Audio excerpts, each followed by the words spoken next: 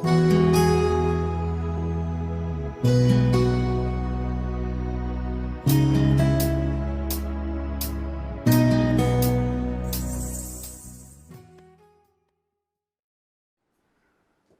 தேவனாலும் நம்முடைய கர்த்தராகிய இயேசு கிறிஸ்துவினாலும் உங்கள் யாவருக்கும் அன்பின் வாழ்த்துக்கள். இந்த நாளிலும் தேவனுடைய வார்த்தையை பகிர்ந்து கொள்ளும்படியாக அவர் பாராட்டின பெரிதான கிருபைகளுக்காக அவரை நன்றியுள்ள இருதயத்தோடு கூட துதிக்கிறேன். எத்தனை பேர் இந்த மத்தியான வேலையில சந்தோஷமா இருக்கிறீங்க? ஆமென், ஆமென். கர்த்தருக்குள் சந்தோஷமா இருப்பதே நம்முடைய பலன் என்று வேதம் சொல்கிறார். ஆகினால சத்தியத்தை எப்படி தாங்க கேட்கணும்? சந்தோஷமா கேட்கணும். என்னதான் பாஸ்டிங் ப்ரேயரா இருந்து சோகமா இருந்தா கூட நம்ம சத்தியத்தை கேட்கும்போது சந்தோஷமாய் கேட்க. இன்றைக்கு நம்ம தியானிக்க போற தேவ செய்தியினுடைய தலைப்பு என்னவென்றால், யார் ஒளியின் பிள்ளைகள்? யார் ஒளியின் பிள்ளைகள் என்ற தலைப்புல நம்ம இன்னைக்கு தியானிக்க போறோம். பாருங்க, ஒரு வருடம் இந்த ஜெபம் எப்படி ஆரம்பிக்கப்பட்டதுன்னா, ஒரு ஏனோ தானோன்னு ஆரம்பிக்கப்பட்டது. இன்னைக்கு இத்தனை குடும்பங்கள், இத்தனை குடும்ப தலைவிகள் எல்லாரும் என்னவா மாறிக்கிறாங்க? ஊழியக்காரியாக மாறிக்கிறாங்க. அது எவ்வளோ பெரிய காரியம்! இது அதான் இயேசு சொல்றாரு, ஒரு ஆத்துமா ரட்சிக்கப்பட்ட பரலோகத்துல என்ன ஆகுமா? மிகுந்த சந்தோஷம் உண்டா இருக்குன்னா, அப்போ ஒரு ஊழியன் எழும்பும் போது பரலோகத்துல எவ்வளவு சந்தோஷம் இருக்கும். ஆத்துமா வர்றது வேற, அந்த ஆத்துமா தேவனுக்காக எழும்புறது அது வேற. அப்படி தேவன் நம்மளை எழுப்பி இந்த நாள்ல கட்டி இருக்கிறார். அதான் ரொம்ப முக்கியம். நம்மளை கட்டுகிறார். நம்ம கட்டுகிறாருன்றது எப்படி தெரியும்?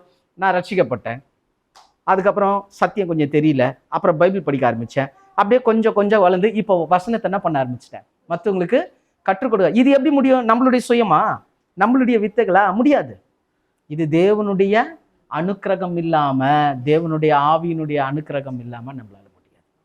அப்ப கர்த்தரே ஆவியான தேவனே நம்மள என்ன பண்ணியிருக்கிறாரு? நிறுத்தி இருக்கிறார். இதுக்கு நம்ம பங்காளிகளா, இதுக்கு நம்ம ஒரு கருவியா கர்த்தர் நம்மளை பயன்படுத்துறாருன்னா அது மிகப்பெரிய ஒரு காரியம். சரி, இதன் அடிப்படையில தான் நம்ம இன்னைக்கு தியானிக்க போறோம். யோவான் 9ஆம் அதிகாரம் 4வது வசனம். யோவான் 9:4. பகற்காலம் இருக்கும் மட்டும் நான் என்னை அனுப்பினவருடைய கிரியைகளை செய்ய வேண்டும். ஒருவனும் கிரியை செய்யக்கூடாத ராக்காலம் வருகிறது. ஒருவரும் கிரியை செய்யக்கூடாத ராக்காலம் வருகிறது. இங்க இயேசு கிறிஸ்து சொல்றாரு, என்ன வருதான்? ஒருவரும் கிரியை செய்யக்கூடாத ராக்காலம் வருகிறது. ராக்காலம் வருது. பகற்காலம் வருது இருக்க மட்டும் நான் என்னை அனுப்பினருடைய கிரியைகளை செய்ய. இயேசு சொல்றாரு, பகற்காலம் இருக்கிற மட்டும் நான் என்ன பண்ணோம்? அனுப்பினவர் பிதாவாகிய தேவன் என்னை அனுப்பினார், அது வரைக்கும் நான் என்ன பண்ணோம்? கிரியை செய்யணும். யாரும் கிரியை செய்யக்கூடாத ஒரு ராக்காலம் வருது. அது குறிச்சு என்ன பண்றாரு? ஒரு எச்சரிப்பை கொடுக்குறாரு. அப்ப இங்க ரெண்டு காலத்தை சொல்றாரு. ஒன்னு ராக்காலம், இன்னொன்னு பகற்காலம். அப்ப நம்ம தெரிஞ்சுக்க வேண்டிய விஷயம் என்னன்னா, பகற்காலத்துல தேவனுக்காக எழும்பி பிரகாசிக்க முடியும், ராக்காலத்துல யாருமே கிரியை செய்ய முடியாது. ஆனா இயேசு நான் சொன்னாரு, அவர் இருக்கும்போது இப்ப நான் பகற்காலத்துல இருக்கிறேன், நான் என்ன பண்றேன்? தேவனுக்காக நான் செய்யறேன். ராக்காலம் வரப்போது அப்ப யாருமே என்ன பண்ண முடியாது? கிரியை செய்ய முடியாதுன்றார். அப்போ விஷயம் என்னன்னா, தேவனுடைய சித்தம் நடைபெறத்துக்கும் காலத்துக்கும் சம்பந்தம் இருக்கு. இந்த காலம்ன்றது நம்ம லிட்டரலா பார்க்குற காலம் இல்ல, ஒவ்வொருத்தருடைய வாழ்க்கையில இருக்கக்கூடிய காலங்கள். சொல்றல, சில நேரத்துல வாழ்க்கை இருண்ட மாதிரி இருக்குதுன்னு, அப்பனா இருட்டுக்குள்ள இருக்கிறோன்னு அர்த்தமா? இல்ல, அந்த மாதிரி ஒரு சூழ்நிலை வந்துடுது. புரியுதுங்களா? அதை நம்ம முதல்ல தெளிவா புரிஞ்சுக்கணும். அப்போ அதே 5வது வசனம் வாசிங்க. சொல்லிட்டு 5வது வசனத்துல என்ன சொல்றாரு? நான் உலகத்தில் இருக்கையில் உலகத்திற்கு ஒளியாய் இருக்கிறேன் என்றார். பாத்தீங்களா? நான் உலகத்தில் இருக்கையில் உலகத்திற்கு ஒளியா இருக்கிறேன். இதை சொல்லிட்டு தான் இதை சொல்றார். இப்ப பகற்காலமா இருக்குது, நான் ஊழியம் செய்யறேன், யாரும் கிரியை செய்யக்கூடாத ராக்காலம் வருதுன்னு சொல்லிட்டு நான் உலகத்திற்கு ஒளியா இருக்கிறேன். அப்படின்னா என்ன அர்த்தம்? ராக்காலம் வரும்போது யாரும் என்ன பண்ண முடியாது? கிரியை செய்ய முடியாது. ஆனா இயேசு ஒளியா இருந்தா, இயேசு நமக்குள்ள ஒளியா இருந்தா, அப்ப அந்த இருளில் என்ன வருதுங்க? ஒளி வருது. அந்த ஒளி வரும்போது நம்ம என்ன பண்ண முடியும்? கிரியை செய்ய முடியுன்றதை நம்ம தெளிவா புரிஞ்சுக்கலாம். அப்ப அங்க கிளியரா அங்க இயேசு மென்ஷன் பண்றாரு, பகற்காலத்துல நான் தேவனுக்காக ஓடுறேன்ப்பா, இரவு காலம் ஒண்ணு வருது, அப்ப யாருமே தேவனுக்காக ஓட முடியாத அளவுக்கு ஒரு தடை வரும், ஆனா நான் ஒளியா இருக்கிறேன். அப்படின்னா என்ன அர்த்தம்? நம்ம அந்த ஒளியாகிய இயேசுவை என்ன பண்ணோம்? தரித்து கொண்டா தான் இந்த ராக்காலத்துல நம்ம ஒளியின் பிள்ளைகளா மாற முடியும். நம்ம தேவனுக்காக கிரியை செய்ய முடியும். அப்ப நம்ம தேவனுக்காக இப்ப கிரியை செய்யற, இப்ப சாட்சி சொன்னீங்க பாரு, எல்லாரும் என்ன கர்த்தர் என்ன ஊழியம் செய்ய வச்சிருக்கிறாரு, கர்த்தர் என்ன பேச வச்சிருக்காரு. ஏன்னா நீங்கள் ஒளியின் பிள்ளைகள். ஏன்னா அந்த ஒளி உங்களுக்குள்ள என்ன பண்ணிருக்குதுங்க? வந்திருக்கிறதுனால தான் உங்களால கிரியை செய்ய முடியுது. இல்லைன்னா என்ன பண்ண முடியாது? கிரியை செய்ய முடியாதுன்றத நம்ம முதல்ல தெளிவா புரிஞ்சுக்கணும். அப்போ இங்க இயேசு சொல்ற அந்த வசனத்தை வச்சு அப்படியே பார்க்கும்போது இன்னொரு காரியத்தையும் சொல்றாரு பாருங்க. யோவான் 11ஆம் அதிகாரம் 9-10. யோவான் 11ஆம் அதிகாரம் 9-10. பகலுக்கு 12 மணி நேரம் இல்லையா? ஒருவன் பகலிலே நடந்தால் அவன் இந்த உலகத்தின் வெளிச்சத்தை காண்கிறபடினால் இடற மாட்டான். ஒருவன் இரவிலே நடந்தால் தன்னிடத்தில் வெளிச்சம் இல்லாதபடினால் இடறுவான் என்றார். பாத்தீங்களா? மறுபடியும் கொஞ்சம் தயவு செய்து வாசிங்க அந்த வசனத்தை. இயேசு பிரதியுத்தரமாக பகலுக்கு 12 மணி நேரம் இல்லையா?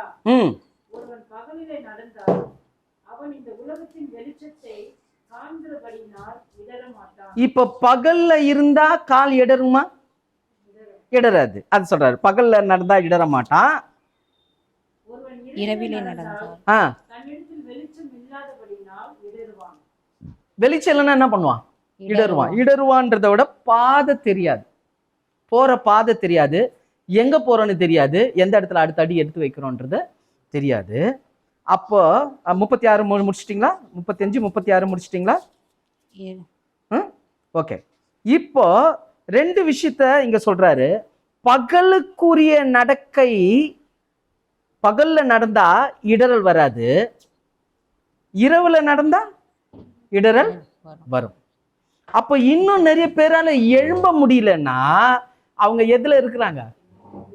இருள்ல இருக்கிறாங்க, இன்னும் இருட்டிலேயே இருக்கிறாங்க.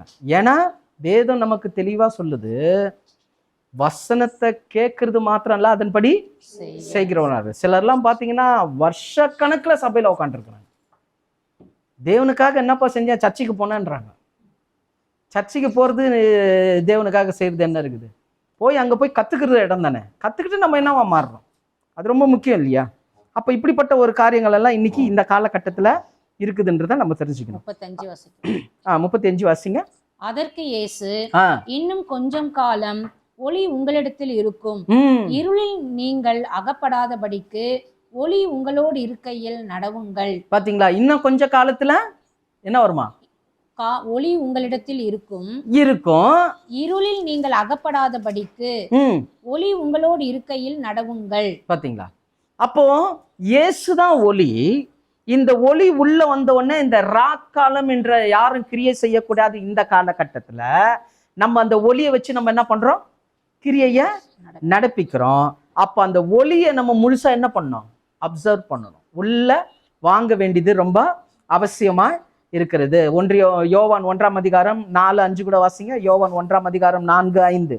அவருக்குள் ஜீவன் இருந்தது. பாத்தீங்களா? அவருக்குள் ஜீவன் இருந்தது, அந்த ஜீவன் மனுஷருக்கு ஒளியாய் இருந்தது, அந்த ஜீவன் மனுஷருக்கு ஒளியாய் இருந்தது, அந்த ஒளி இருளிலே பிரகாசிக்கிறது, இருளிலே பிரகாசிக்கிறது, இருளானது அதை பற்றி கொள்ளவில்லை. இருளானது அது என்ன பண்ணலையா?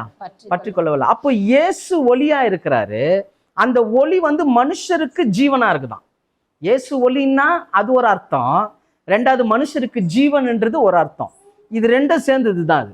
ஒளியினாலே மனுஷனுக்கு கொடுக்கப்படுகிற ஜீவன். அப்போ இந்த ஒளி ஆகிய கிறிஸ்துவை நம்ம ஏற்றுக்கொள்ளும் போது நம்ம என்ன எப்படிப்பட்டவங்களா மாறுறோம்? 9வது வசனம் வாசிங்க. உலகத்திலே வந்த எந்த மனுஷனையும் பிரகாசிப்பிக்கிற ஒளியே அந்த மெய்யான ஒளி. ஆமென். உலகத்துல வந்த எந்த மனுஷனையும் பிரகாசிப்பிக்கிற ஒளியே அந்த மெய்யான ஒளி. இயேசுதான் அந்த மெய்யான ஒளி. இப்போ இயேசு ஏன் மெய்யான ஒளி நீங்க சொல்றாங்கன்னா, உலகத்துல வந்திருக்கிறோம், இயேசுவை ஏற்றுக்கொண்டு இருக்கிறோம், கிறிஸ்தவர்களா இருக்கிறோம், ஆனா ராக்காலத்துல இருக்கிறோம். யாரும் கிரியை செய்ய முடியல, யாருமே தேவனுக்காக எழும்ப முடியல. இப்போ ஒரு சபைன்னு எடுத்துக்கிட்டீங்கன்னா ஊழியக்காரர் எத்தனை பேர் இருப்பாங்கன்னு நினைக்கிறீங்க? பாஸ்டர் ஒருத்தர் தான் இருப்பாங்க, பாஸ்டர் கீழே இன்னொருத்தர் 2 பேர் இருப்பாங்க. அந்த சபையில யாராவது ஒரு 2, 3, 4 பேர் பேசுறவங்களா இருப்பாங்க. மற்றவங்க எல்லாம் யார் தான்? எல்லாம் ராக்காலத்துல இருக்கிறவங்க தான். யாரும் என்ன பண்ணல? கிரியை செய்ய முடியல. அதுதான் இங்க சொல்றாரு, அங்க கிளியரா சொல்றாரு.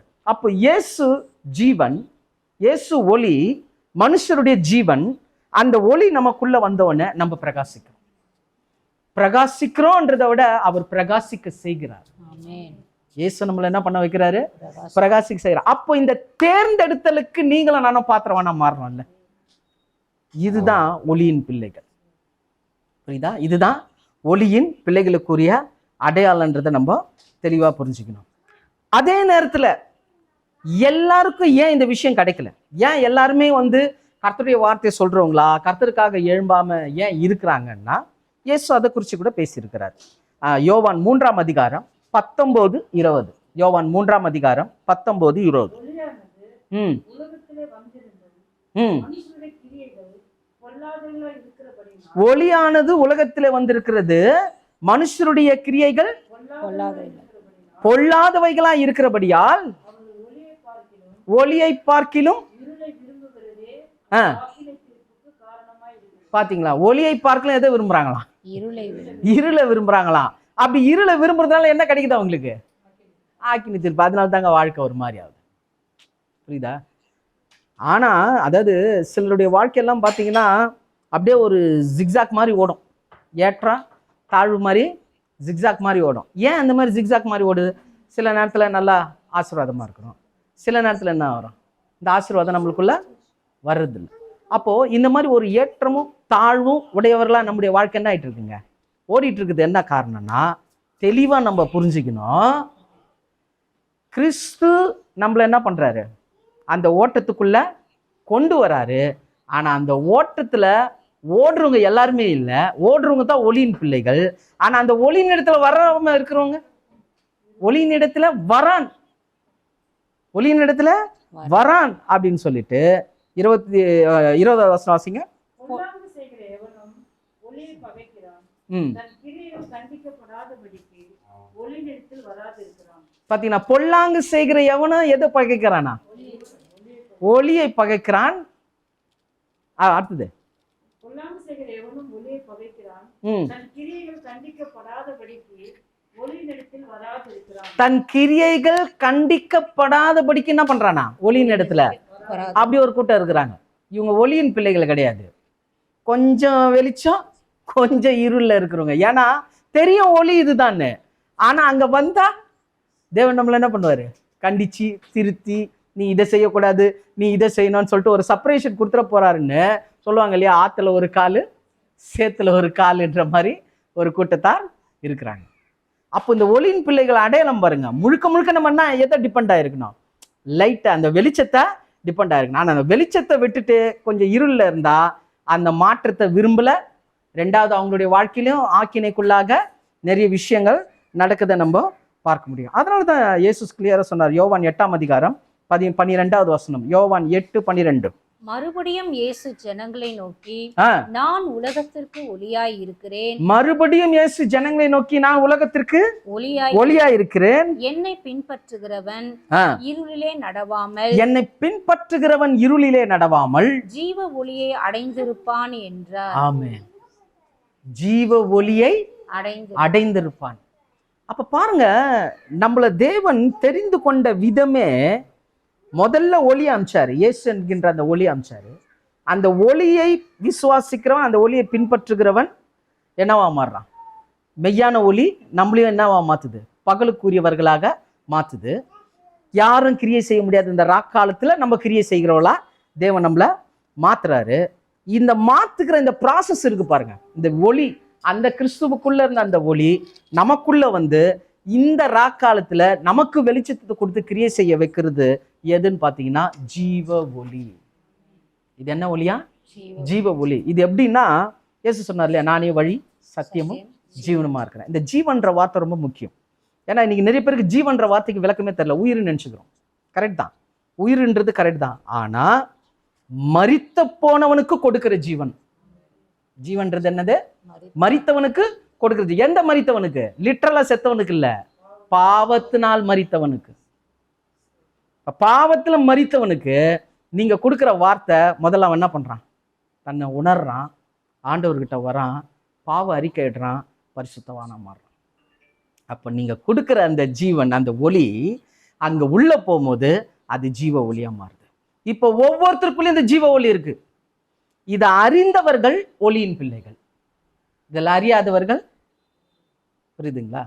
அப்போ கிளியரா நம்ம புரிஞ்சுக்கணும், இந்த காலத்தை நம்ம நிதானிக்கணும். அதான் ரொம்ப முக்கியம். இன்னொரு வசனம் கூட யோவான் 12:46 12:46. என்னிடத்தில் விசுவாசமாய் இருக்கிறவன் எவனும், பாருங்க, இயேசு கிளியரா சொல்ல, என்னிடத்தில் விசுவாசமா இருக்கிறவன் எவனோ இருளில் இராதபடிக்கு இருளிலே இராதபடிக்கு நான் உலகத்தில் ஒளியாக வந்தேன். பாத்தீங்க எவ்வளோ இது ஆணித்தனமா சொல்றாரு பாருங்க. என்னிடத்துல விசுவாசமா இருக்கிறவன் எங்க இருக்க மாட்டான்? இருளிலே இராதபடிக்கு எங்க இருப்பானா? உலகத்துக்கு ஒளியாக ஒளியாக இருப்பான். அதான் ஒரு இடத்துல சொல்றாரு, மலை மேல் உள்ள பட்டணம் மறைந்திருக்க மாட்டாது. விளக்க கொளுத்தி தண்டுல மாட்டுறதை விட்டு என்ன எங்க எங்க வைக்க மாட்டாங்க? மரக்காலுக்கு கீழே போட்டு மூடி வைக்க முடியாது. ஏன்னா நம்முடைய அழைப்பு அப்படிப்பட்ட அழைப்பு. கிறிஸ்தவர்கள் அப்படிப்பட்ட கிறிஸ்தவர்கள். மதம் வேற, மார்க்கம் வேற. அதுக்கு ரொம்ப வித்தியாசம் இருக்குது. மதம்ன்றது என்னன்னா, நான் ரட்சிக்கப்பட்டேன், நான் சர்ச்சுக்கு போறேன், எல்லாம் மீட்டிங்ல கலந்துக்கிறேன், நான் காணிக்கை கொடுக்குறேன், நான் அதை பண்றேன் இதை பண்றேன், செத்தா எனக்கு வந்து கட்டளையில் இடம் கொடுப்பாங்க. இது மதம். மார்க்கன்றது என்ன? நானும் எல்லாரும் போல மனுஷனா இருக்கிறேன், என்னை கிறிஸ்து தெரிந்து கொண்டார், ஏதோ ஒரு நோக்கத்துக்காக தெரிந்து கொண்டார், என்னை குறித்து ஒரு திட்டத்தை வச்சிருக்கிறாரு, அந்த திட்டத்தை நிறைவேற்றுவதற்காக இந்த உலகத்துல நான் வந்திருக்கிறேன். அதுக்காக தான் தேவன் நம்மள என்ன பண்ணியிருக்கிறாரு? செலக்ட் பண்ணியிருக்கிறாருன்ற அதுதான் மார்க்கம். இந்த மார்க்கம் தான் மாற்றத்தை கொடுக்குமே தவிர மதம் மாற்றத்தை கொடுக்காது. மதத்துல இருக்கவங்க எல்லாம் வைராக்கியமா இருப்பாங்க, ஆனா வசனத்தை கேட்டா தெரியாது. ஆனா மார்க்கத்துல இருக்கிறவங்க வசனத்தை தான் டிபெண்ட் ஆயிருப்பாங்க. அந்த வசனம் தப்பாகும் போது, இந்த வசனம் இப்படி தப்பா இருக்குது, இந்த வசனம் இப்படி இருக்குது, வசனத்தின் பிரகாரம் தான் வாழணுன்ற ஒரு வாழ்க்கை நமக்குள்ள வருது. அப்போ பவுல் இன்னொரு இடத்துல சொல்றாரு, காலம் பொல்லாதவைகளானதுனால காலத்தை என்ன பண்ணிக்கணுமா? பிரயோஜனப்படுத்திக்கணும். இப்போ கொஞ்சம் நிதானிச்சு பாருங்க, காலம் எவ்வளவு பொல்லாததா இருக்குது பாருங்க. இந்த காலம் இப்போ நடக்கிற ஒவ்வொரு விஷயமும் அதை வந்து நம்ம எந்த அளவுக்கு பார்க்குறோன்னு தெரில. உதாரணத்துக்கு சொல்லணும்னா, இஸ்ரேல் தேசத்தை நம்ம எடுத்துக்குவோம். இன்னைக்கு இஸ்ரேல் தேசத்துல என்ன நடக்குதுன்றது எத்தனை பேருக்கு தெரியும்? எத்தனை பேருக்கு தெரியும்? இன்னைக்கு என்ன நடக்குது தெரியுமா? இன்னைக்கு காலையில வந்த அப்டேட் நியூஸ் என்ன தெரியுமா? இஸ்ரேல் பிரதமருக்கு பாதுகாப்பு கொடுத்துருக்குறாங்க.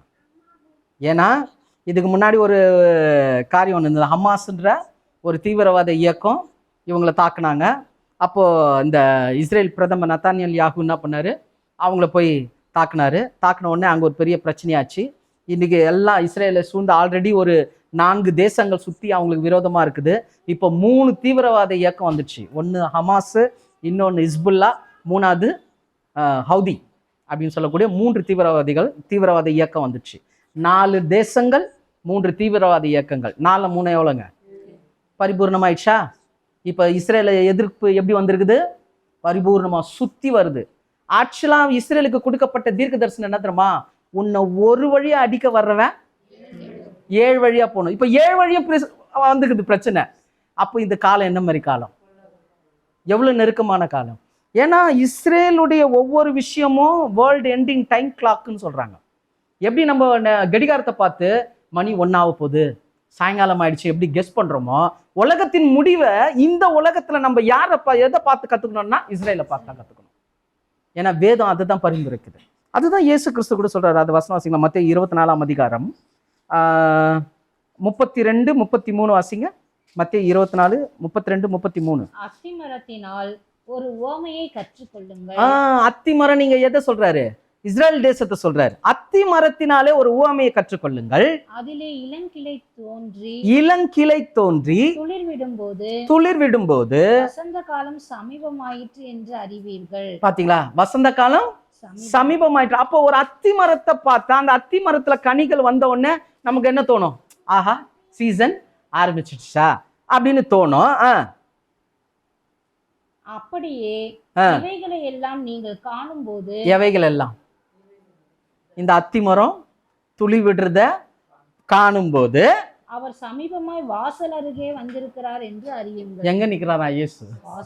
வருத்துக்கு வாசல் அருகே நிக்கிறார். அப்போ எவ்வளோ ஒரு இதுவா இருக்கிறோம். இப்போ ஏன் இஸ்ரேலை 7 விரோதிகள் சேர்ந்து ஒண்ணா நெருக்குறாங்க, அது ஒரு கட்டமா இருக்கட்டும். இன்னொரு விஷயம் என்ன தெரியுங்களா, இன்னைக்கு நீங்க மொபைலை ஓப்பன் பண்ணீங்கனாலே இஸ்ரேலோட நியூஸ் தான். எல்லா லோக்கல் யூடியூபர்ஸ் எல்லாம் பேசுறது எதுன்னா இஸ்ரேல தான். ஏன்னா இஸ்ரேலை பத்தின நியூஸ் பண்ணா வைரல் ஆகுது. இப்போ இஸ்ரேலை பத்தி நீங்க பேசுனீங்கன்னா வைரல் ஆகுது நியூஸ், அப்படியே சர்ன்னு வியூஸ் வருது, சப்ஸ்கிரைபர் ஏறுறாங்க. அதனால எல்லாரும் இப்போ இஸ்ரேலை பத்தி பேச ஆரம்பிச்சிட்டாங்க. ஹிந்துஸ் பேசுறாங்க, முஸ்லிம்ஸ் பேசுறாங்க, கிறிஸ்தவனை தவிர எல்லாம் பேசுறாங்க. ஒரு சிலர் பேசுறாங்க, அதுவும் தப்பு தப்பா பேசுறாங்க. புரியுதா? இது ஒரு கொடுமை, இது கிறிஸ்தவத்துல வந்த மிகப்பெரிய கொடுமை. அப்ப தீர்க்க தரிசனத்தை பார்க்கும்போது இயேசு கிளியரா சொல்லிட்டாரு, வசந்த காலம் சமீபமாயிட்டுன்னா. இன்னைக்கு நத்தான்யாகு சொல்றாரு, இஸ்ரேல் பிரதமர் சொல்றாரு, எத்தனை பேர் வந்தாலும் சரி எதிர்க்க நாங்க தயார்ன்றாரு. அப்ப எப்படி முடியுது அவரால்? எதை வச்சு சொல்ல முடியும்? புரியுதுங்களா? அப்போ ஒரு வல்லரசு நாடு, ஒரு அமெரிக்க தேசம் அவருக்கு சப்போர்ட் பண்றாரு. ஆனா இந்த ஆப்போசிட் பார்ட்ல பெரிய பெரிய வல்லரசு நாடு, ரஷ்யா இருக்குது, இன்னும் நிறைய தேசங்கள் இருக்குது, அரபு தேசமே சுத்தி இருக்குது. அதுல ஒரு புள்ளி தான் இஸ்ரேல். 1985 வேர்ல்டு மேப்ல இஸ்ரேல் கிடையாது. 85 வேர்ல்டு மேப் இஸ்ரேல்லே கிடையாது. இஸ்ரேல் வந்து வேர்ல்டு மேப்லேயே கிடையாது. ஆனா 2024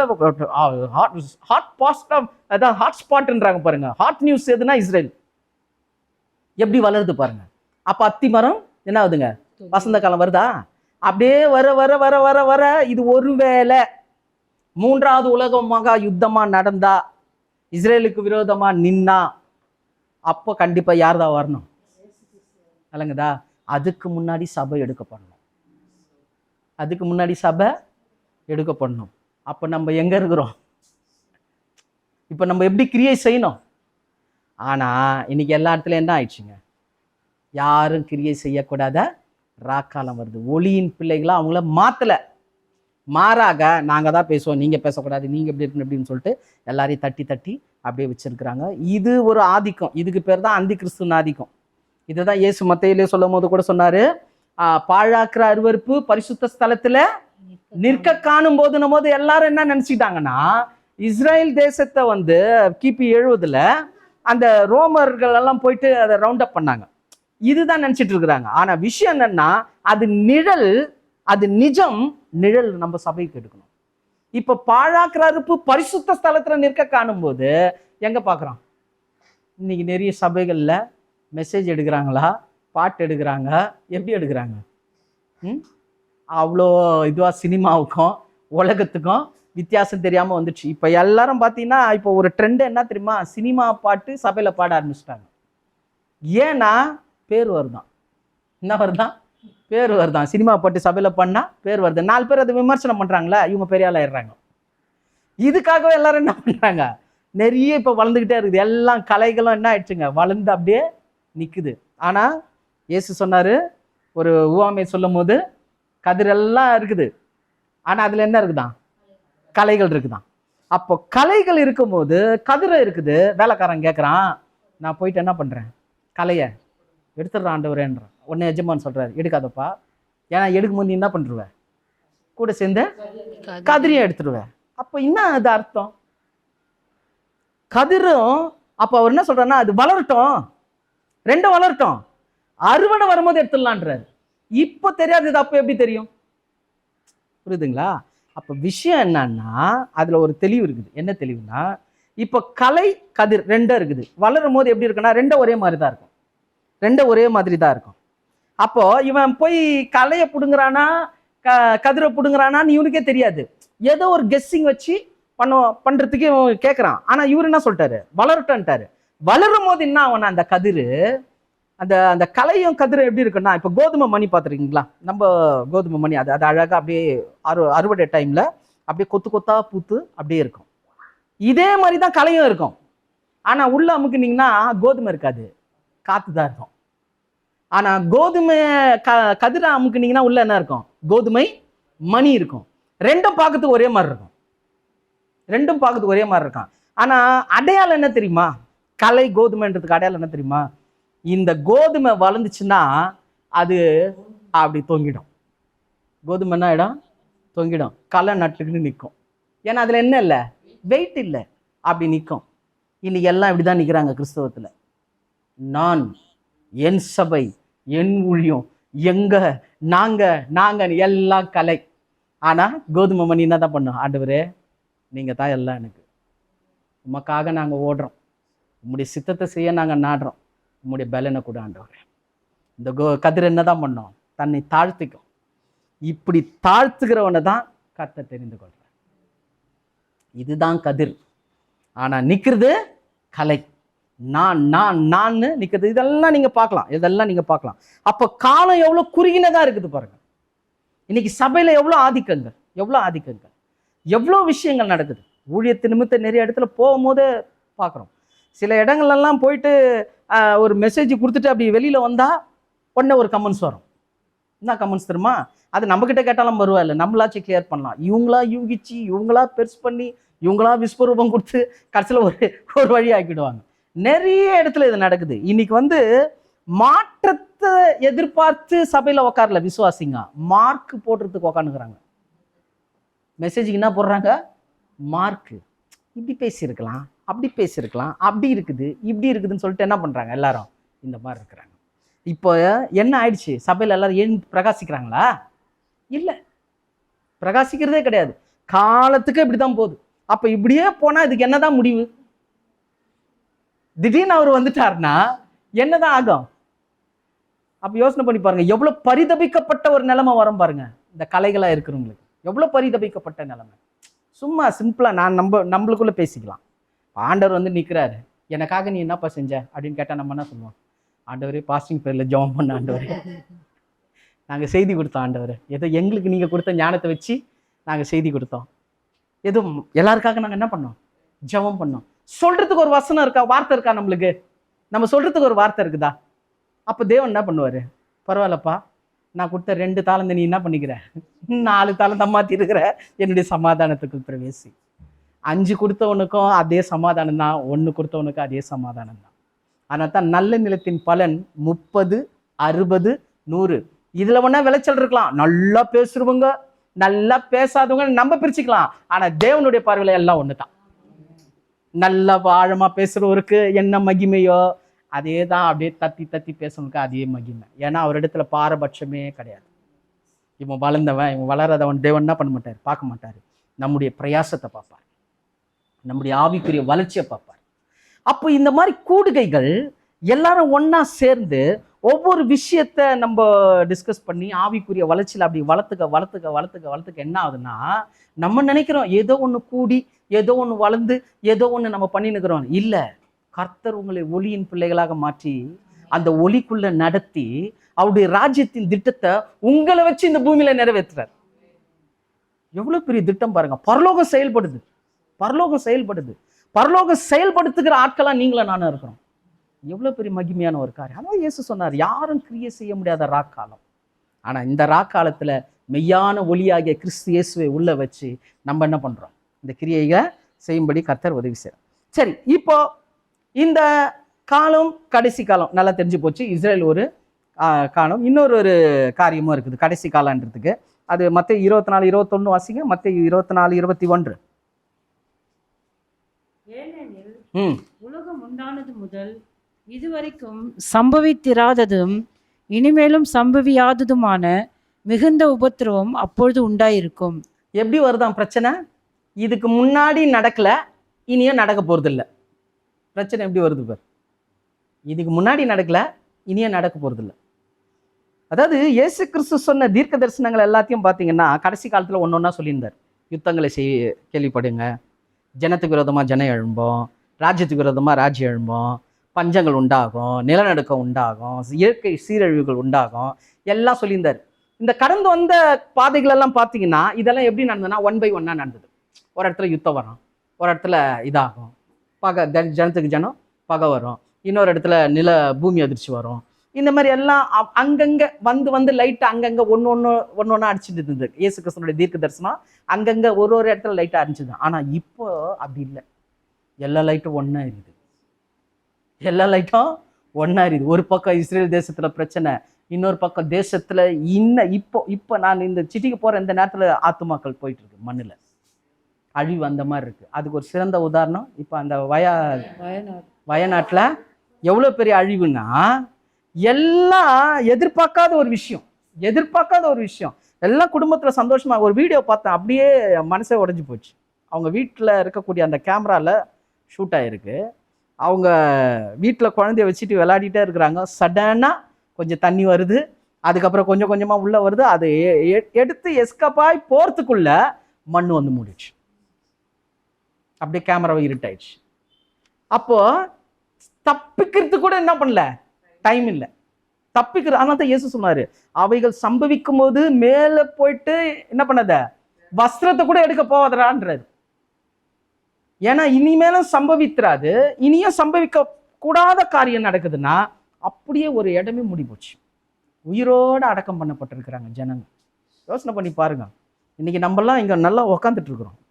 ஆனா இந்த மாதிரி ஒரு சூழ்நிலை வந்துச்சுன்னா வரும், இனி வர நாட்கள்ல அப்படிதான் வரும். ஏன்னா அதுக்கு ஒரு சிறந்த உதாரணம் கொரோனா. எதிர்பார்த்தோமா எல்லாரும் வீட்டுக்குள்ள உக்காரோன்னு? ஆனா அதுல ஒரு நல்ல பாடத்தை கத்துக்கிட்டோன்னு வச்சுங்க, கொரோனா மாத்திரம் வரலன்னா இன்னைக்கு பிரசங்கியாரே கிடையாது. எவ்வளோ பிரசங்கியார் உருவாகிருக்கிறாங்க தெரியுமா கொரோனால. அது கூட பாருங்க, உலகத்தின் அழிவுல கூட தேவன் தம்முடைய ஜனங்களுக்கு பாசிட்டிவா மாத்துறாரு. உலகத்துக்கு மைனஸ், நமக்கு பாசிட்டிவ் வளர்ச்சியை கொடுக்குறாரு பாருங்க. அப்போ என்ன மாதிரி தேவன் நம்ம ஆராதிக்கிற ஒரு தேவன்றதை புரிஞ்சுக்கணும். ஸோ நம்ம உலகத்தின் கடைசி காலத்துல இருக்கிறோம். இது ராக்காலம். இதுல யாரும் கிரியை செய்ய முடியாது. அப்படி கிரியை செய்யணும்னா ஒளியாகிய கிறிஸ்து இயேசுவை பெற்றுக்கொண்டு அந்த வெளிச்சத்துல தான் நீங்களும் நானும் பகற்காலமாய் மாற்றி கிரியை செய்ய முடியும். ஓகேவா? என்ன கிரியை செய்யணும், எது கிரியை, இந்த ஒளியின் பிள்ளைகளுக்குரிய கிரியைகள் என்னன்றதை ஒரு 3 காரியத்தை நம்ம சுருக்கமா பார்த்துட்டு முடிக்கலாம். முதலாவது காரியம், இந்த ஒளியின் பிள்ளைகளுக்குரிய கிரியைகள் என்ன. நிறைய விஷயங்கள் இருக்கு. நான் ஒரு 3 காரியத்தை மாத்திரம் உங்கள் மத்தியில வைக்கிறேன். முதலாவது காரியம் என்னன்னா, எபேசியர் 4ஆம் அதிகாரம் 27, 28. எபேசியர் 4, 27, 28. பிசாசுக்கு இடம் கொடாமலும் இருங்கள். பிசாசுக்கு இடம் கொடாமலும் இருங்கள். திருடுகிறவன் இனி திருடாமல் குறைச்சல் உள்ளவனுக்கு கொடுக்கத்தக்கதாக தனக்கு உண்டாய் இருக்கும்படி தன் கைகளினாலே நலமான வேலை செய்து பிரயாசப்பட கடவன். பாத்தீங்களா, இங்க சொல்றாரு பிசாசுக்கு என்ன பண்ணாதீங்க, இடம் கொடாதிருங்க. அதே நேரத்துல என்ன பண்ணக்கூடாது, திருடுகிறவன் இனி திருடக்கூடாது. இப்ப இதை பார்க்கும் போது எப்படி இருக்குது, யாரோ லிட்டரலா ஒரு திருடனை பத்தி அப்போஸ்தலன் பவுல் பேசியிருக்கிறாரு. அது ஆக்சுவலா அவர் ஊழியத்தை குறித்து தான் பேசுறாரு. ஊழியத்திலும் தலைவர்கள் என்ன பண்றாங்க, ஊழியத்துல வரக்கூடிய பணத்தை எடுத்துக்கிட்டு தங்களுடைய சுகபோக வாழ்க்கைக்காக பயன்படுத்துறாங்க. அதுக்கு தான் இப்ப பவுல் சொல்றாரு, திருடுகிறவன் இனி என்ன பண்ணக்கூடாது, திருடக்கூடாது. ஏன்னா வருது, அவன் என்னதான் பண்ண, இல்லாதப்பட்டவங்களுக்கு செய்யணும். அப்படி செய்யறதுக்கு ஜனங்க கிட்ட வாங்காம நீ வேலை செய்யுன்றாரு. இங்க காரியத்தை அப்படி பேசிட்டு வர்றாரு. ஆனா இங்க நம்ம எப்படி எடுக்கலாம், இது ஒரு ஆவிக்குரிய அர்த்தத்துல நம்ம எப்படி எடுக்கலாம், ஐ மீன் நம்மளுக்கு ஒரு உபதேசமா நம்ம எடுக்கணும்னா, பிசாசுக்கு இடம் கொடுக்கக்கூடாது, அதே நேரத்தில் திருடக்கூடாது. அப்ப பிசாசுக்கு இடம் கொடுத்தா என்னவா மாறிடுவோம், திருடுதான் மாறிடுவோம். நான் முன்னாடி சொன்னேன், நீங்களும் நானும் என்ன மாதிரி பிள்ளைகள், வெளிச்சத்தின் பிள்ளைகள், ஒளியின் பிள்ளைகள். இப்போ ஒளியின் பிள்ளைகள் ஒளியில தேவனுடைய காரியத்தை செய்யணும். ஆனா பிசாசுக்கு நீங்க இடம் கொடுத்துட்டீங்கன்னா நீங்க திருடர்களா மாறுவீங்க. என்ன திருடரா மாறுவீங்க தெரியுங்களா, உங்களை அறியாமலே உங்கள் நேரத்தை நீங்கள் திருடுவீர்கள். நேரத்தை திருடுவீங்க. தேவனுக்குன்னு செய்யாம உலக காரியத்துக்கு மணிக்கணக்கில் என்ன பண்றது, உக்காந்துக்கிட்டு பேசுறது, டிவி முன்னாடி என்ன பண்றது, மணிக்கணக்கில் உக்காருது.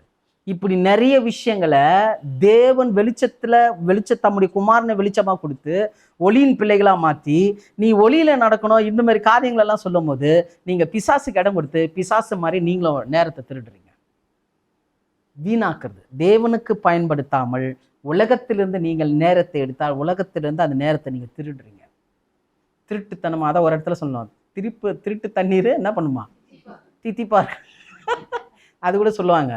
என்னது, சாதாரணமாக வாங்கி சாப்பிட்ற பழத்தை விட ஆட்டையை போட்டு சாப்பிட்ற பழம் ரொம்ப திருப்தியாக இருக்குமா. ஏன்னா நான் காசு கொடுக்காம என்ன பண்ணிக்குது, இது வந்துக்குதுன்ற மாதிரி அது சந்தோஷமாக தான் இருக்கும். தேவனுக்குன்னு கொடுக்கும் போது நம்மளுக்கு எப்படி இருக்குது, ஒன்றும் இல்லை, செய்தி கேட்கணும்னு உக்காந்தாலே உட்கார முடியாது. இன்னும் ஒரு 1.5 hour நான் ஆட்டினேன்னா முடிஞ்சு போச்சு கதை. ஆனால் அது சில இடத்துலலாம் போனால் சும்மா செய்தி ஆரம்பித்து 10 நிமிஷம் கூட அது ஒன்று இப்படி ஆட்டுவாங்க. அப்படியே உக்காந்துக்கின அப்படின்னா என்ன அர்த்தம், அட்ஜஸ்ட் பண்ணுறாங்களா இடத்த அவர் ஆக்கிபை பண்ணுவார் கொஞ்சம் கொஞ்சமாக. அப்படியே ஆக்கிபை பண்ணி கடைசியில் இப்படி உக்காந்துப்பான். அப்படி உக்காந்தா என்ன அர்த்தம்? முடிச்சிடுறான்னு அர்த்தம். நான் கரெக்டாக பார்த்து முடிச்சிடுவேன். இன்ன வரைக்கும் கர்த்தருக்கு ஸ்தோத்திரம், யாரும் இப்படி உக்காரல. கொஞ்சம் ஆட்டும் போதே கொஞ்சம் நம்மளுக்கு தெரிஞ்சிடும், ஆஹா கடையை காலி பண்ணோம் அப்படின்னு உஷாராயிட்டு அதுக்கேற்ற மாதிரி நம்ம கொண்டு போயிடுறோம். ஏன்னா ஜனங்களால் உட்கார முடியல, இன்னைக்கு தேவனுடைய காரியத்தில் உட்கார முடியல. ஆனால் சினிமாவில் போய் உட்காருது, டிவி முன்னாடி போய் உட்காருது, போய் எங்கேயாவது போய் உட்காந்து மணிக்கணக்கில் பேசுறதுன்னா நல்லா இது பண்ணுறோம். அப்போ நம்ம என்ன பண்ணுறோம்? கர்த்தருடைய பிள்ளைகளா, ஒளியின் பிள்ளைகளாக இருக்கக்கூடிய நம்ம இந்த ராக்காலத்தில் இருக்கிற அந்த சாத்தானுடைய காரியத்தை திருடுறோம். திருடன் திருட கற்றுக் கொடுப்பான். சாத்தான் என்னது? திருடன் திருட கற்றுக் கொடுப்பான். திருடன் திருடவும் கொல்லவும் அழிக்கவும் வருகிற நன்றி வேறொன்றுக்கும் வரான். ஆனா இயேசு என்ன சொல்ற? நானும் அவைகளுக்கு ஜீவன் உண்டாயிருக்கவும் அது பரிபூர்ணப்படவும் வந்தேன்னாரு. ஒளியின் பிள்ளைகளுக்குரிய அதிகாரம் அதுதான். ஆத்துமாக்களுக்குரிய கரிசனம் நம்மளுக்கு இருக்கணும். இன்னைக்கெல்லாம் யாராவது வந்தான்னா வர கட்டி போனா, யாராவது செஞ்சான்னா செய்யா கட்டி போனா, வந்தா வருது வர கட்டி போதை விட்டு வாங்க பிரதர்ன்றாங்க. எப்படி முடியும்? 99 ஆடு உள்ள இருக்குது, ஒரு ஆடு காணும். நம்மள அந்த என்ன பண்ணுவோம்? ஒன்று தானே, போனா போட்டு விடு, ட்ரை பண்ணுவோம். அது மூலையில மாட்டிக்குது, அங்கெல்லாம் ஏறி நம்மளால இருக்க முடியாது. 99 முதல்ல போய் பாருன்ட்டு வந்துடுவோம். ஆனால் இயேசு கிறிஸ்து என்ன பண்ணுறாரு தெரியுமா? அதை அங்கே விட்டுட்டு அந்த ஒன்றை தேடி போகிறாரு. அது அங்கேருந்து போய் சிக்கி இக்கி அதை பிடிங்கி நல்லா 2 போட்டாருன்னா போடலையாம், தோல் மேலே போய் சுமந்துன்னு வராராம். திரும்பி ஓடினதா தோல் மேலே சுமந்துன்னு வர்றாருன்னா ஏன்னா அந்த ஒரு ஆட்டுக்காக அவர் ஜீவனை கொடுத்துருக்கிறார். அந்த ஒரு வலி, அந்த ஒரு தாக்கம் நமக்குள்ளே வரணும். இதான் ஒளியின் பிள்ளைகளுக்குரிய அடையாளம், அந்த கிரியை அதனால இருக்கணும். அதனால தான் இங்கே சொல்கிறாரு, எபேசியரில் சொல்லும்போது சொல்கிறாரு, பிசாசுக்கு நீங்கள் என்ன பண்ணக்கூடாது? இடம் கொடா திருங்கள். ஏன்னா அவன் வேற மாதிரி கொண்டு போயிடுவான். எந்த அளவுக்கு வேற மாதிரி கொண்டு போடுவான்னா, 29வது வசனம் வாசிங்களேன். கெட்ட வார்த்தை ஒன்றும் உங்கள் வாயிலிருந்து புறப்பட வேண்டாம். கெட்ட வார்த்தை ஒன்றும் உங்கள் வாயிலிருந்து புறப்பட வேண்டாம். பக்தி விருத்திக்கு ஏதுவான நல்ல வார்த்தை உண்டானால் அதையே கேட்கிறவர்களுக்கு பிரயோஜனம் உண்டாகும்படி பேசுங்கள். பாத்தீங்களா? என்ன பேசக்கூடாது? என்ன வார்த்தை பேசக்கூடாது? நம்மள கெட்ட வார்த்தை பேசுறோமா? வீணான கதையில பேசுறது கெட்ட வார்த்தை. அவ்வளவுதான். பக்தி விருத்திக்கு ஏது இல்லாத எல்லா வார்த்தையும் கெட்ட வார்த்தை தான். ஏன்னா இவர் எபேசு சபைக்கு எழுதுறாரு. எபேசு சபையில இருக்கிறவங்க யாருன்னா அவங்கள வாய்ஸ் பீப்புள்ன்றாங்க, அதாவது ரொம்ப ஞானிகளாம். ஞானிகள் மத்தியில கெட்ட வார்த்தையை பத்தி ஏன் பவுல் பேச போறாரு? என்ன சொல்ல வர்றா? நீ ஞானி, நிறைய விஷயத்த ஆராய்ஞ்சு பார்ப்ப, உன்னுடைய பேச்சு எப்படி இருக்கணும்னா பக்தி விருத்திக்கு எதுவாக இருக்கணும். ஆனால் பக்தி விருத்திக்கு ஏதுவும் இல்லாமல் நீ வேற வழியில் போனீன்னா, நம்ம சென்னை பாஷையில் சொன்னால் கிழநாயம் பேசினீன்னா என்ன? அது என்ன வார்த்தை? கெட்ட வார்த்தை. அப்போ பக்தி விருத்திக்கு ஏதுவா என்ன பண்ணோம்? பேசணும். பக்தி விருத்திக்கு ஏதுவும் இல்லாமல் பேசுறது என்ன வார்த்தை? அது கெட்ட வார்த்தைன்றத இங்கே பவுல் வந்து கரெக்டாக கற்றுக் கொடுக்குறாரு. அப்போ இந்த சாத்தான் வந்துட்டா இப்படி தான் வருவான், இப்படி தான் உள்ளே கொண்டு வந்து டைம் எல்லாம் வேஸ்ட் பண்ணுவான். எந்த அளவுக்கு சில விஷயங்கள் கொடுக்குறான்னா, ஒரு 3 விஷயம் ரொம்ப டாப்பாக இருக்குது. சாத்தான் வந்து எப்படி ஜனங்களை பிடிக்கிறான். அதாவது பிசாசுக்கு இடம் கொடாதிருங்கள்னு சொன்னார். இடம் கொடுத்தா என்ன ஆகும் அப்படின்னா, ஃபஸ்ட்டு என்னன்னா பெருமை. முதல்ல வருது பெருமை.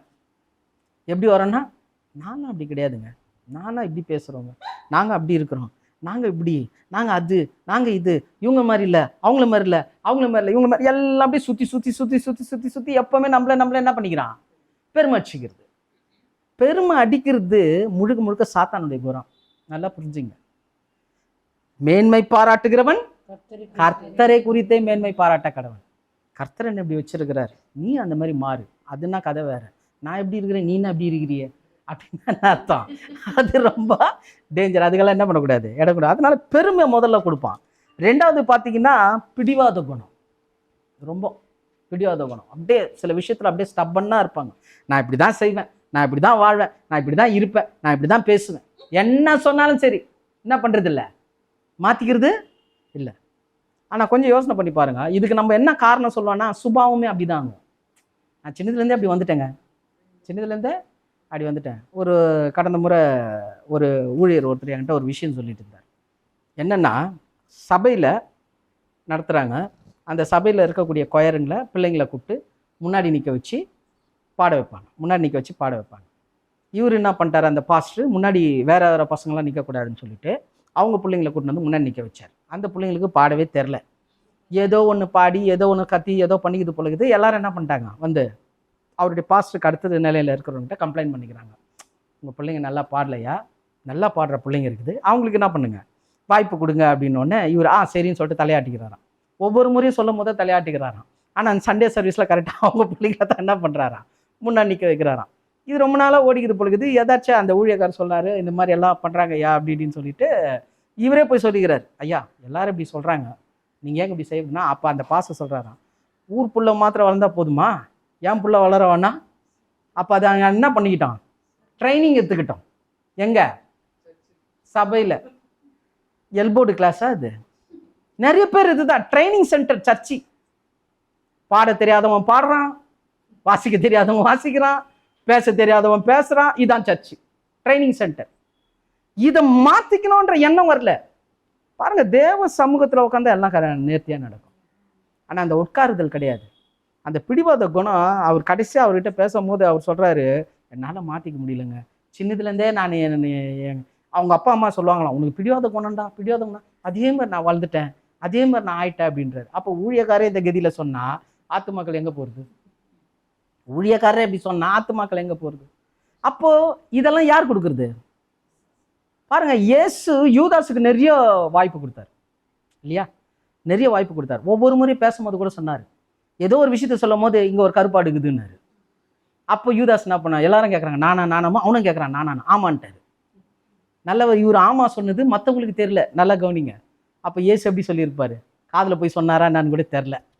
அப்போதான் அவன் மாறி இருக்கணுமா, மாறல.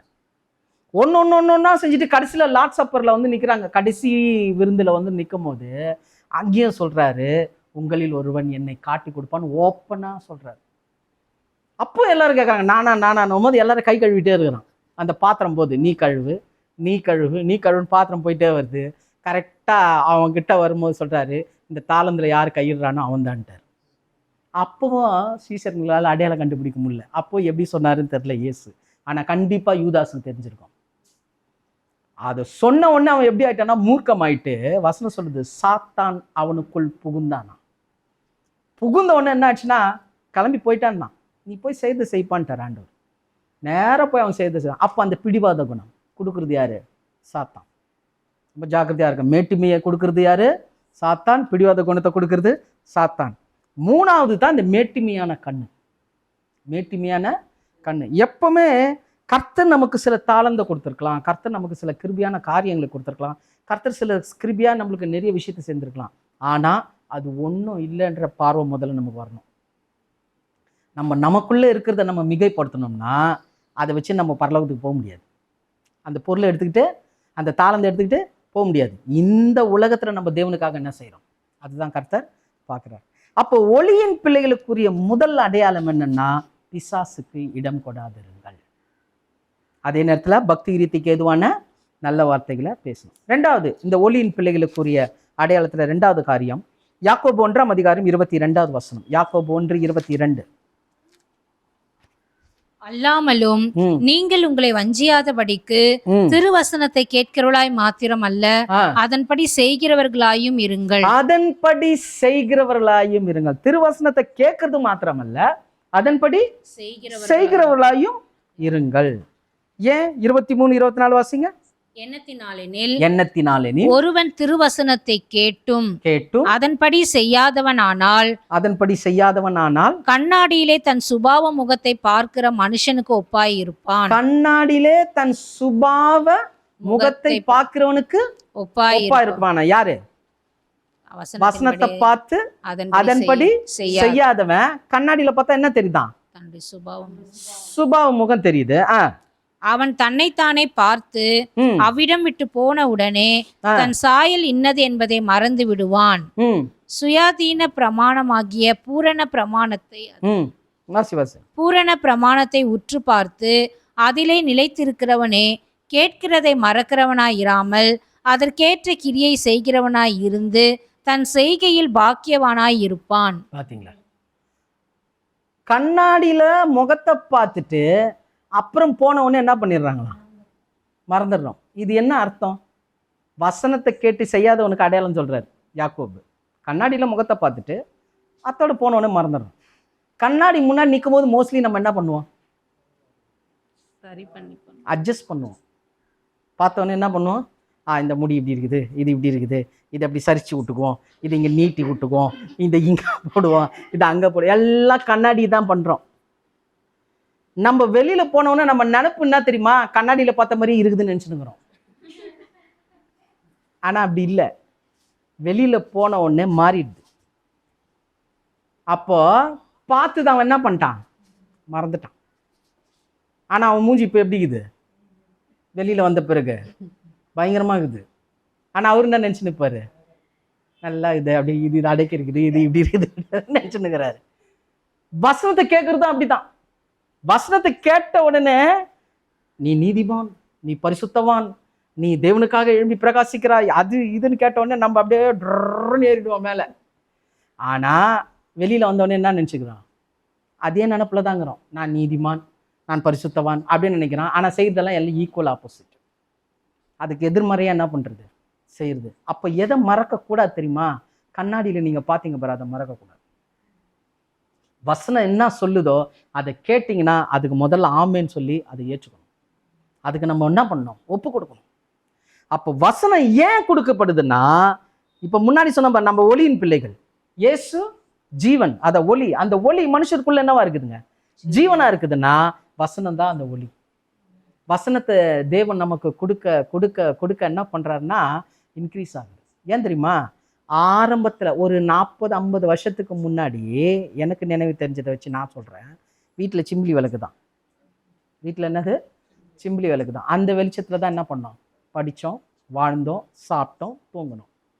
ஆனால் அடுத்தது என்ன ஆச்சுங்க? மஞ்சா பல்ப் வந்தது. அது போட்டால் ஒரே அனலாக இருக்கும். ஆனால் வீடு என்ன இருக்குது? மஞ்சளாக வெளிச்சமாக இருக்குது. அப்புறம் டியூப் லைட்டு. இப்போ என்னன்னா எல்லாருமே டியூப் லைட் ஆகிட்டாங்க.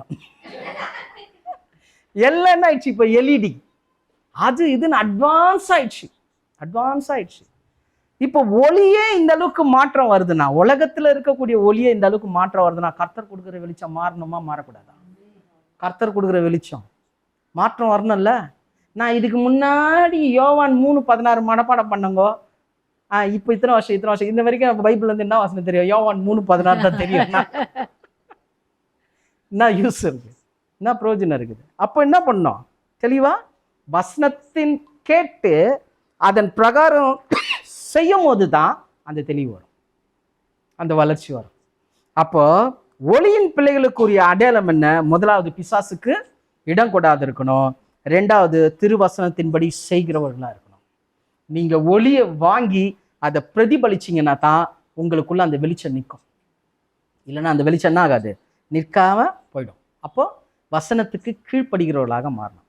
கடைசியாக யார் இந்த ஒளியின் பிள்ளைகள்? இந்த ஒளியின் பிள்ளைகளுக்குரிய அடையாளம் என்ன? ரோமர் 12ஆம் அதிகாரம் 11வது வசனம்.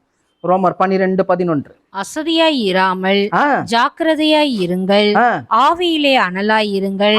ஆவியிலே அனலாய் இருங்கள். கர்த்தருக்கு ஊழியம் செய்யுங்கள். கர்த்தருக்கு ஊழியம் செய்யுங்கள். ஆவியிலே அனலா இருந்து என்ன பண்ணுமா? கர்த்தருக்கு ஊழியம் செய்யுங்கள். அது என்ன ஆவியில அனலா இருக்கிறது? இப்போ நேற்று பிரியாணி சாப்பிட்டோம், இன்னைக்கு காலையில் என்ன பண்ணோம்? அப்படியே வச்சுட்டுக்கிறீங்களா? சூடு பண்ணீங்களே, ஏன் சூடு பண்றீங்க? மறுபடியும் சாப்பிட்றதுக்கு. அப்போ அது சூடு பண்ணலன்னா கெட்டு போயிடும். அப்போ பொருள் ஒன்று கெடாமல் இருக்குன்னா என்ன தேவைப்படுது? அனல் தேவைப்படுது. ஆவியும் அப்படிதான். கர்த்தர் நம்ம கொடுத்துருக்கிற ஆவி கூட என்ன பண்ணிட்டே இருக்கணும்? அனலா இருக்கணும்னா அது மூட்டிக்கிட்டே இருக்கணும். எழுப்புதல் ஒண்ணுக்குள்ள தீ வந்துகிட்டே இருக்கணும். எழுப்புதல் தீ எப்படி வரும்? ஸ்டவ் மேல போய் உக்காந்துக்கலாமா? இல்ல, வசனத்தை தியானிக்கிறதும் கர்த்தருடைய காரியங்களை செய்யறதும், இப்படி தேவனுடைய காரியத்தை சிந்திச்சுக்கிட்டே இருந்தீங்கன்னா நீ ஆவியில நடத்தப்படுறன்னு அர்த்தம். ஆவிக்குரியவன் எல்லாவற்றையும் ஆராய்ந்து நிதானிக்கிறான். ஜென்ம சுபாவ மனுஷனோ அவைகளை ஏற்றுக்கொள்ளான். அது அவனுக்கு பைத்தியமா தோணும். ஒரு இடத்துல ஒருத்தர் வந்து கேட்டாரு, இந்த பாவ பழக்க வழக்கத்தை என்னால் விட முடியலங்க, இதுல இருந்து நான் விடணும்னா நான் என்ன பண்ணேன்? பைபிள்ல உன்னால சொல்ல முடியுமான்னு கேட்குறாரு. பைபிள்ல உன்னால சொல்ல முடியுமா? இந்த பாவத்தை ஒருத்தர் விடணும், என்ன பண்ண முடியும் அப்படின்னு கேட்குறாரு. இப்போ அவருக்கு ப்ராக்டிக்கலா பதில் சொல்லணும். வசனம் அடுத்த கட்டம், வசனத்தை தான் வச்சு நம்ம பேசுறோம். ஆனால் ப்ராக்டிக்கலாக நான் இப்போ அவருக்கு எப்படி சொல்ல முடியும் அப்படின்னா, சிம்பிளாக பார்க்கும்போது இந்த அனுபவம் முதல்ல எனக்கு கிடைச்சிருக்கணும். நான் ஏதாவது விடுறதுக்கு என்ன பண்ணியிருக்கணும், ட்ரை பண்ணி அதை நான் விட்டுருந்தா தான் அந்த அனுபவத்தை நான் அவருக்கு சொல்ல முடியும். அப்போ இந்த அனுபவத்தை எப்படி பண்ண முடியும்? இப்போ நான் விட முடியாத ஒரு காரியத்தை விடணும்னா என்ன பண்ணணும்? இப்போ ஏதோ ஒரு விஷயத்தில் நான் மாட்டிக்கிட்டு இருக்கிறேன், இதை தொடர்ந்து என்னை அமுத்துக்கிட்டே இருக்குது, இதில் நான் ஆண்டவருக்குள்ளே வந்தால் கூட இதில் வர முடியல அப்படின்னும் போது இதுலேருந்து வெளியில் வருது என்னன்னா 3 விஷயம்தான். நீங்களும் இதை கடைப்பிடிங்க. ஜெபம், பாட்டு, ஆராதனை.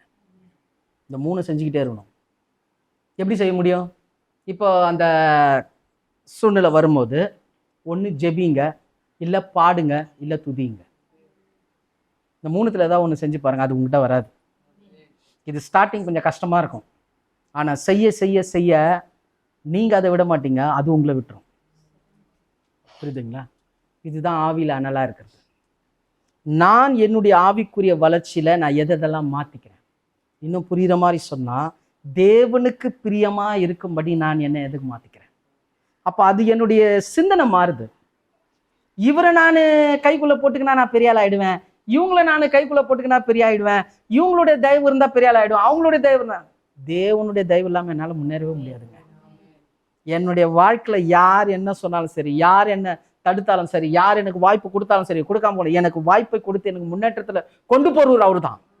இந்த அடிப்படையில் இதை சார்ந்து ஓடுறான் பாருங்க, இதுதான் ஆவியில் அனலாக இருக்கிறது.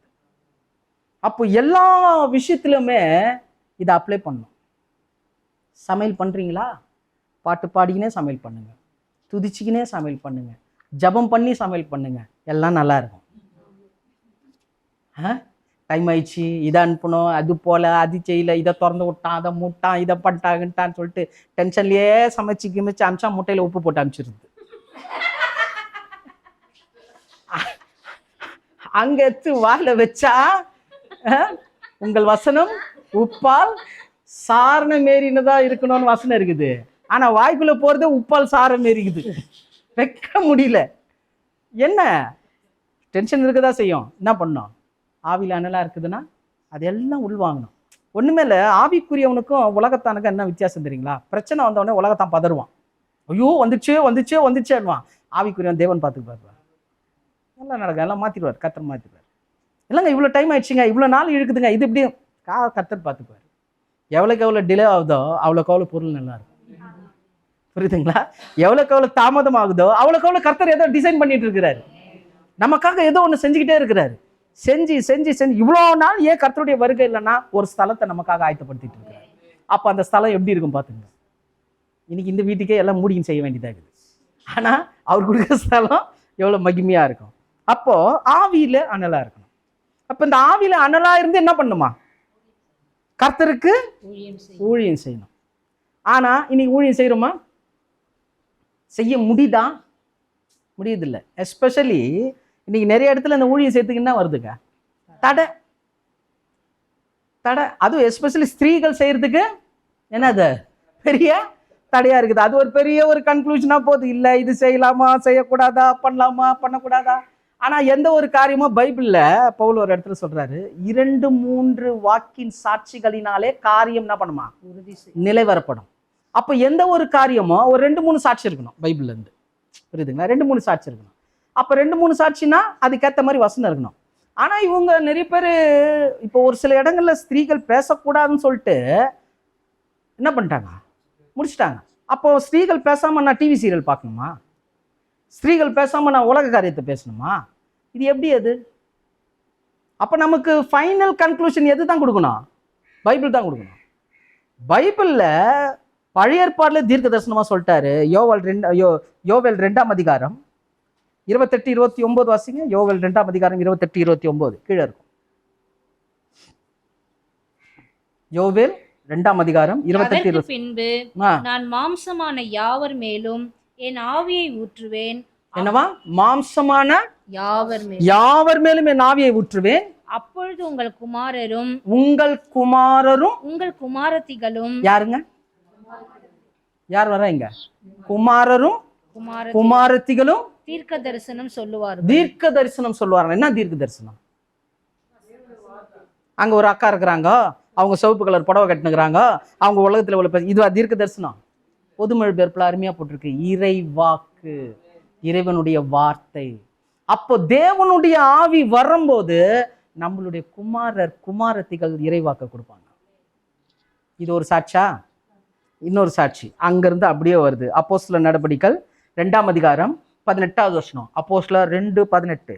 என்னுடைய ஊழியக்காரர் மேலும் ஊழியக்காரிகள் மேலும் யாரா?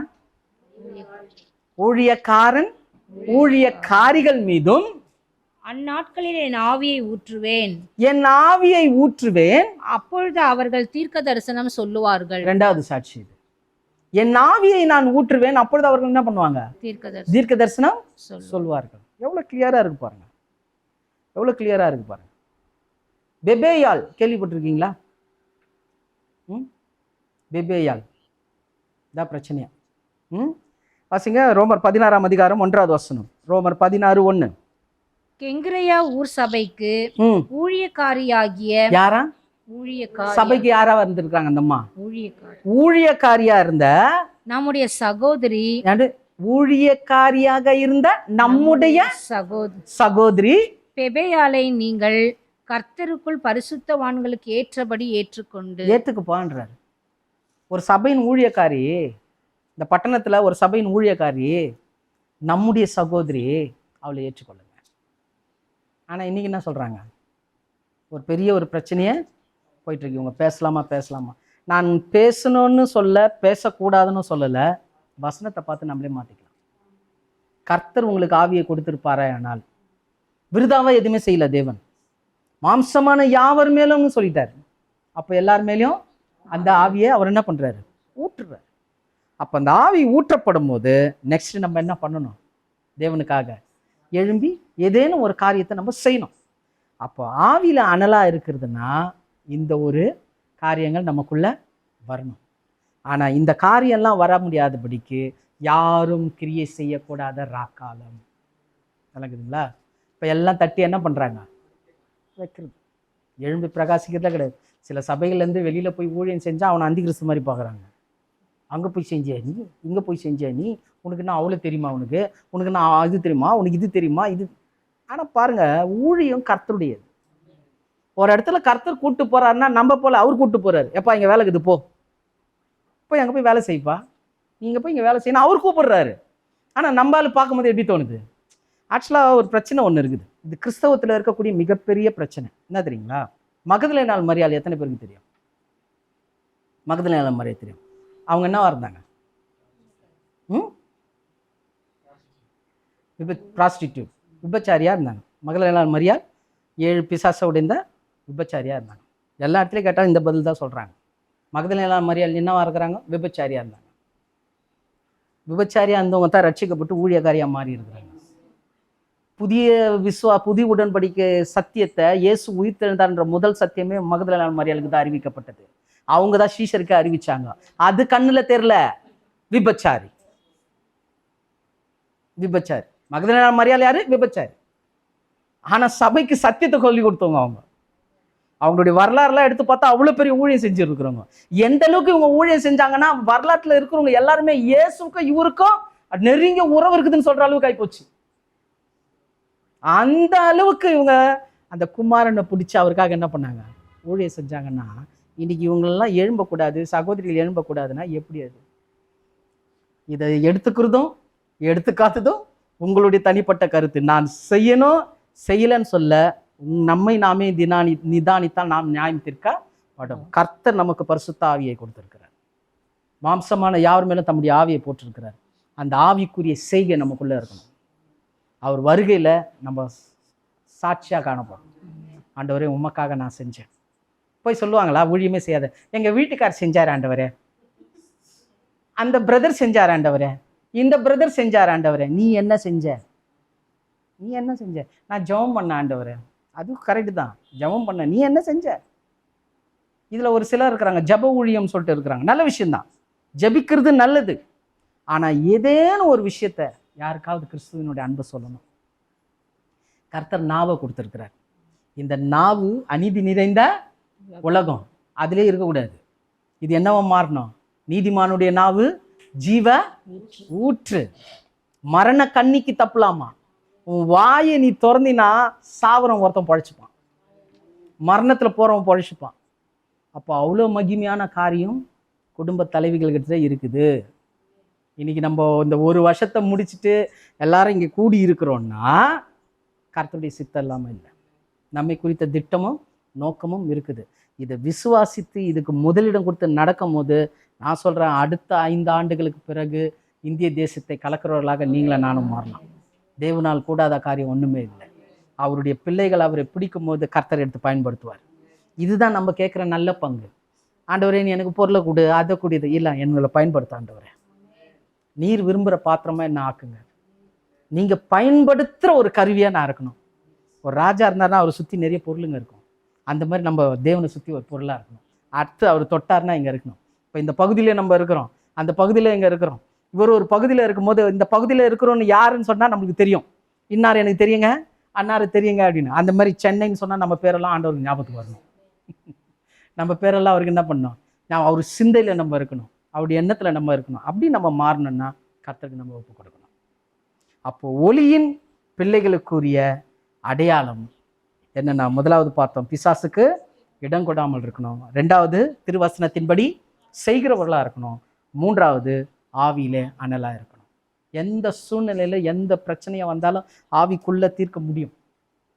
ஆவி எங்கே உண்டோ எங்கே உண்டு, கர்த்தருடைய ஆவியானவர் எங்கே உண்டோ அங்கே விடுதலை உண்டு. நீங்கள் என்ன வார்த்தை, கடன் எடுத்துங்க, என்ன பிரச்சனை ஒன்றா எடுத்துங்க, என்ன பிரச்சனை ஒன்றா எடுத்துங்க. நீங்கள் ஆவியிலே நடத்தப்பட்டால் விடுதலை பெறுவீங்க, விடுதலை பெறுவீங்க. ஆனால் அதில் நடத்தப்படலைன்னா நம்ம அறகுறைய விசுவாசியில் தான் நம்ம இருக்க முடியாது. அதனால் கர்த்தர் இந்த நாளில் நம்ம ஒரு ஆண்டை முடித்து இந்த நாளில் நம்ம சகோதர சகோதரிகளாக ஒன்றிணைந்து இந்த நாளில் கர்த்தருக்குன்னு ஒப்புவித்து நம்ம இங்கே வந்திருக்கிறோம். கர்த்தர் இந்த காரியத்தை கனம் பண்ணி இன்னுமாய் அடுத்த ஆண்டிலே அநேக ஆத்துமாக்களை கொடுத்து அநேக சாட்சிகளை எழுப்பி நம்ம ஒவ்வொருவரையும் கர்த்தர் நிலைநிறுத்துவார் என்று கர்த்தருக்குள்ள விசுவாசித்து இந்த கூடிகையை கர்த்தருடைய கருத்தில் ஒப்புவித்து நம்ம முடிக்கலாம்.